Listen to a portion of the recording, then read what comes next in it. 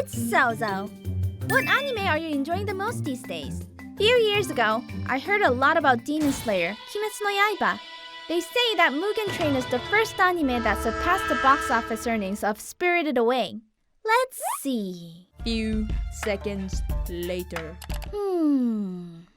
It's nice, but there's no tall and cute boys here.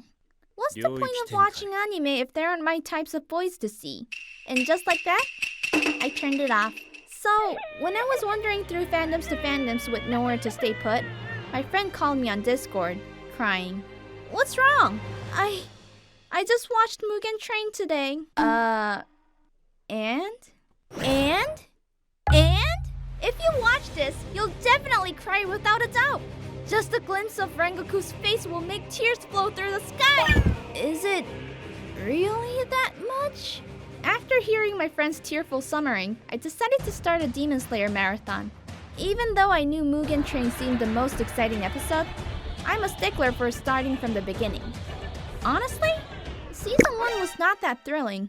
Nezuko is incredibly cute, but the anime follows a typical shonen story, and there weren't any cute boys.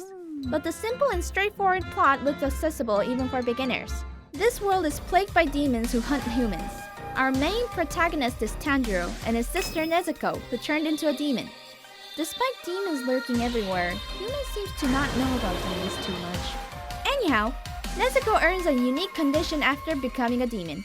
All demons have to eat humans for their living, but Nezuko? She refuses to eat human flesh by putting a bamboo in her mouth. I feel like there's more to Tanjirou's family story. Maybe we'll find out as the story goes on.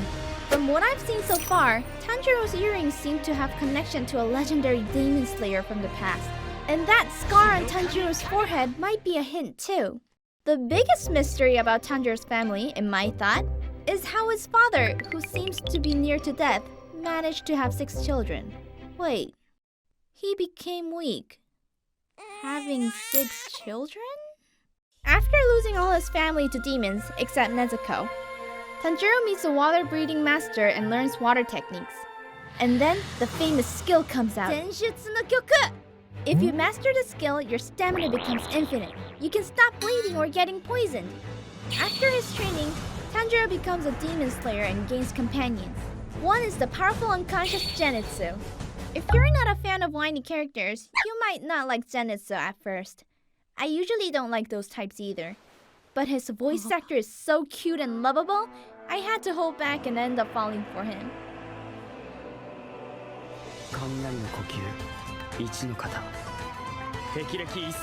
And his techniques become really cool later on. Just like Pikachu using Quick Attack.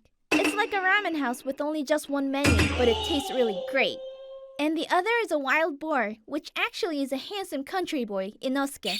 Inosuke is Tarzan who wears a boar mask. Even if you haven't seen this anime, you've probably seen him almost as a mascot. Despite looking like a boar, he hides an incredibly handsome face underneath the mask. Since Inosuke was raised in the mountains, most of his skills are related to the instincts of a beast.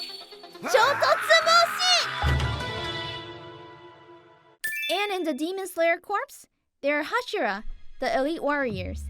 Among them, just hearing the name brings tears to your eyes. Rengoku Aniki. A character having a perfectly sane-looking eye, he was like a mentor to the main characters. And I thought he'd at least survive for 2 seasons, just like this guy. But he ended up dying in the Mugen Train. And what happened to the Rengoku's family? How did his father manage to have children all by himself?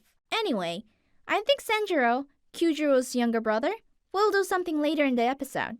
Actually, there are many diverse and charming characters among the Hashira, although not all of their stories have been revealed yet. Tengen, a ninja swordsman appearing in Season 2, is one of the characters. Just the fact that he has 3 wives. They said his wife was decided by his family.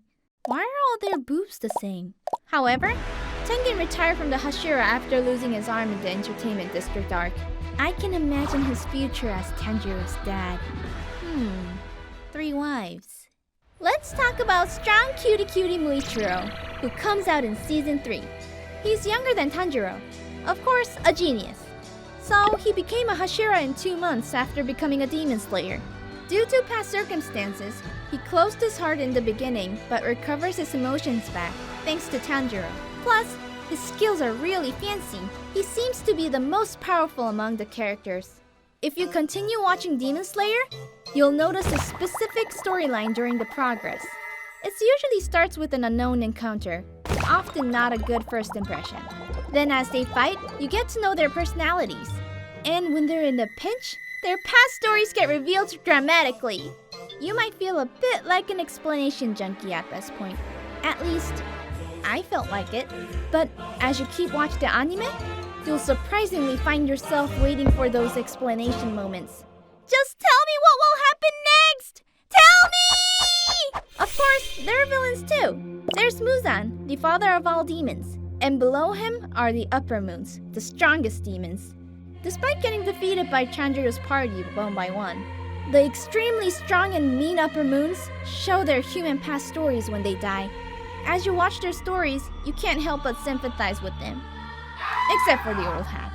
I end up feeling sorry for all the villain characters. There's still so much to talk about Hashira and the upper moons. Since it's already the time, I'll continue talking next time. Well then, see you again.